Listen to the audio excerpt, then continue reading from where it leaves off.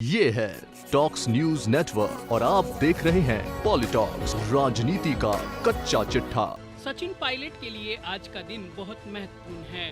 जिंदगी के सफर में वो 43वें पड़ाव में प्रवेश कर रहे हैं। राजस्थान भर में उनके समर्थक और कांग्रेस कार्यकर्ता जन्मदिन को रक्तदान करके समाज सेवा के संकल्प के साथ मना रहे हैं। सियासी मायने से भी पायलट का जन्मदिन बहुत महत्वपूर्ण साबित होने जा रहा है। पायलट ने राजनीतिक हलकों में उनके रणनीतिक तौर पर परिपक्व होने का संदेश भी लगे हाथों दे दिया। पायलट के जन्मदिन पर राजस्थान के कई क्षेत्रों में छपे अखबारों के विज्ञापनों में सोनिया गांधी, राहुल गांधी, प्रियंका गांधी, राजस्थान प्रभारी अजय माकन, मुख्यमंत्री अशोक गहलोत, प्रदेश अध्यक्ष गोविंद सिंह डोटासरा के भी फोटो लगाए गए हैं। यह सचिन पायलट की राजनीति का बड़ा संकेत है। पायलट समर्थकों की ओर से लगाए गए मुख्यमंत्री अशोक गहलोत और डोटासरा के फोटो से कांग्रेस में पिछले दिनों से चल रही असमंजस की स्थिति को विराम दिया गया है। यह कांग्रेस की राजनीति के लिए अच्छा और विस्तृत संकेत है। प्रदेश भर में रक्तदान शिविर के अलावा कई और तरह के समाज सेवा से जुड़े कार्यक्रम भी आयोजित किए जा रहे हैं। इनमें जरूरतमंदों को सहयोग करना, गायों को चारा डालना, गरीबों को भोजन कराना जैसे कार्यक्रम भी हो रहे हैं। अब नजर डाल लेते हैं पायलट के अब तक के राजनीतिक करियर पर।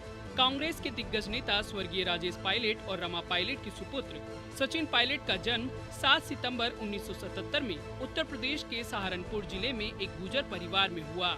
स्वर्गीय राजेश पायलट कांग्रेस के एक कद्दावर नेता के तौर पर पहचान रखते थे, लेकिन पायलट ने शुरू से ही अपने अनुभव और योग्यता के चलते राजनीति में बड़े मुकाम हासिल करने के लिए कदम बढ़ाए। उनसे जुड़े नेता इस बात को कहते हैं कि राजनीति में आगे बढ़ने के लिए उन्होंने अपने पिता के नाम को इस्तेमाल करने से हमेशा परहेज रखा।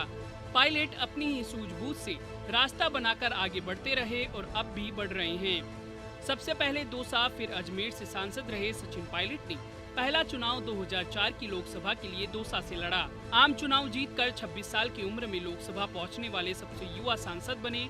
दौसा सीट एससी के लिए रिजर्व हो जाने के चलते पायलट ने 2009 का लोकसभा चुनाव अजमेर से लड़ा और रिकॉर्ड मतों से जीतकर सदन में पहुंचे।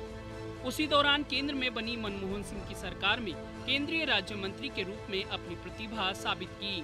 इसके बाद हुए लोकसभा 2014 के चुनाव में पायलट को नरेंद्र मोदी लहर के चलते अजमेर संसदीय क्षेत्र से पहली बार हार का सामना करना पड़ा। हार के बाद पायलट के जीवन नया राजनीतिक सफर शुरू हुआ। देश और राज्य में कांग्रेस के खिलाफ माहौल बने। माहौल में पायलट ने राजस्थान प्रदेश कांग्रेस के अध्यक्ष पद चुनौती भरा भार अपने कंधे पर लिया। निराशा से भरे कांग्रेस कार्यकर्ताओं में जान फूंकने के लिए वो राजस्थान के हर शहर, कस्बे और गांव और ढानी तक गए। साल 2018 में विधानसभा चुनाव के परिणामों ने पायलट के जोश और कुशल नेतृत्व को साबित कर दिया। मोदी लहर होने के बावजूद राजस्थान में कांग्रेस ने विधानसभा चुनाव में सरकार बनाने के लिए बहुमत के आंकड़े को छू लिया। राज्य में सरकार बनाने की गहमागहमी और उलझनों के बीच आलाकमान के निर्णय के बाद पायलट उप मुख्यमंत्री बने। राजनीतिक घटनाक्रमों के चलते पायलट अब न उप मुख्यमंत्री हैं और न ही प्रदेश अध्यक्ष, लेकिन कांग्रेस कार्यकर्ताओं में पायलट बड़ी शख्सियत के रूप में अपनी जगह बना चुके हैं। पायलट के जीवन का यह रोचक सफर तेजी से आगे बढ़ रहा है।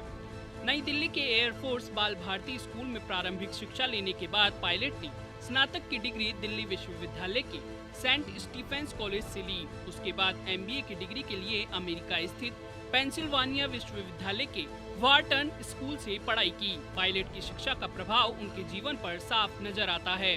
वो सधे और मजे हुए वक्ता के तौर पर युवाओं के बीच किसी भी दूसरे नेता से ज्यादा लोकप्रिय बन गए हैं। आज पायलट के जन्मदिन को मनाने के लिए युवाओं में काफी उत्साह देखा जा रहा है। 43वें जन्मदिन पर 43,000 यूनिट रक्तदान के संकल्प से ही समझा जा सकता है कि युवाओं के दिल में पायलट कितनी अहमियत बना चुके हैं। अभी सफर बाकी है। पायलट के लिए यह समय राजनीतिक दृष्टि से टर्निंग पॉइंट से कम नहीं है।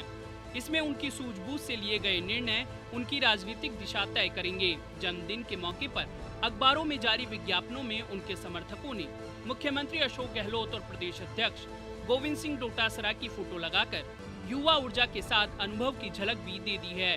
राष्ट्रीय और प्रदेश कांग्रेस जिन स्थितियों परिस्थितियों से गुजर रही है, उनमें पायलट की भूमिका निर्णायक साबित हो सकती है। आत्मसम्मान के लिए नाराज होकर जाना और उसे हासिल करने का फॉर्मूला लेकर वापस आना भी इस बात का साफ संकेत है कि पायलट नैतिक मूल्यों से जुड़ी राजनीति में विश्वास जता रहे हैं।